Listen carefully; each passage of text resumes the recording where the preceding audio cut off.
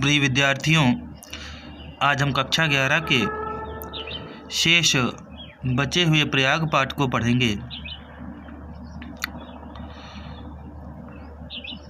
चलिए प्रारंभ करते हैं। राष्ट्रभाषा हिंदी प्रचारे संलग्नम हिंदी साहित्य सम्मेलनम अत्र स्थितम अत्रैव च अनेक सहस्त्र संख्यैः देश विदेश विद्यार्थिभिः परिवृतः विविध विद्यापारंगतै विद्वत्वर्णै उपशोभितः च प्रयाग विश्वविद्यालयः भारद्वाजस्य प्राचीन गुरुकुलस्य नवीन रूपमिव शोभते।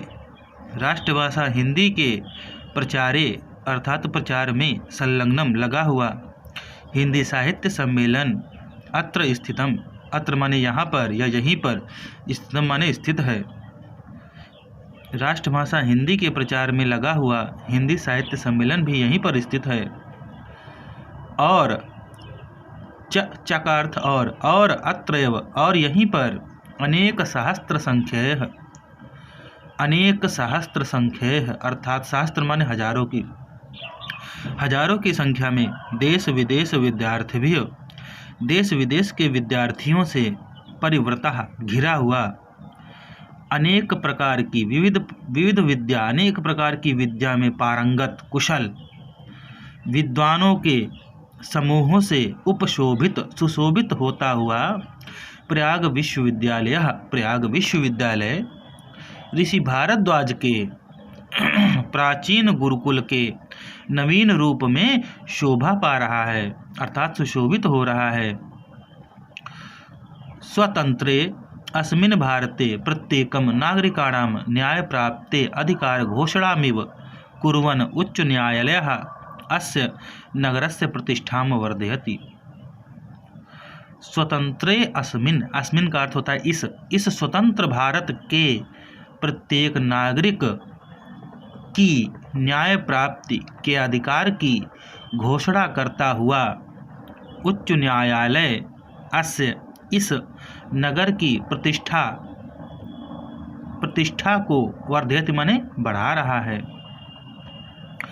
प्रतिष्ठा का अर्थ इज्जत भी होता है, प्रतिष्ठा का अर्थ सम्मान भी होता है, अर्थात इस नगर के सम्मान को बढ़ाता है। एवं गंगा यमुना सरस्वती नाम पवित्र संगमे स्थितस्य भारतीय संस्कृति केंद्रस्य च महिमानं वर्णयन् महाकवि कालिदासः सत्यमेव अकथयत्। एवं माने इस प्रकार से गंगा यमुना सरस्वती के पवित्र संगम पर स्थित भारतीय संस्कृति का केंद्र है और महिमानम वर्णयति इसकी महिमा का वर्णन करते हुए महाकवि कालिदास ने सत्यम एव अकथयत सत्य ही अकथयत माने कहा है। समुद्र पतन्यो जल सन्निपाते पूतात्मना अत्र किला अभिषेकात् तत्त्वावबोधेन विनापि भूयसः तनुत्यजाम नास्ति शरीर बंधः। समुद्र पतन्योः समुद्र की पत्नियों अर्थात समुद्र की दोनों पत्नियों गंगा यमुना या सरस्वती, समुद्र की तीनों पत्नियों गंगा यमुना और सरस्वती के जल सन्निपाते जल के संगम में, सन्निपाते अर्थात संगम में, पूत माने पवित्र, पूतात्मना पवित्र मन वाले, किला अर्थात निश्चित ही, अभिषेकात स्नान करने से, तत्व अवबोधेन तत्व ज्ञान के, अवबोधेन माने बिना, अवबोध माने तत्व ज्ञान के बिना भी, भूयसः माने फिर से, तनु त्यजाम शरीर छोड़ने के बाद भी, न माने नहीं, शरीर बंधा शरीर में बंधना नहीं पड़ता है। अर्थात इसका पूरे का अर्थ हम लोग देखते हैं, पूरे श्लोक का अर्थ देखते हैं। किलाह निश्चित ही, अत्र यहाँ, समुद्र पतन्योः जल सन्निपाते समुद्र की पत्नियों के अर्थात गंगा जमुना सरस्वती के जल के संगम में, अभिषेकात स्नान करने से, पूतात्मना पवित्र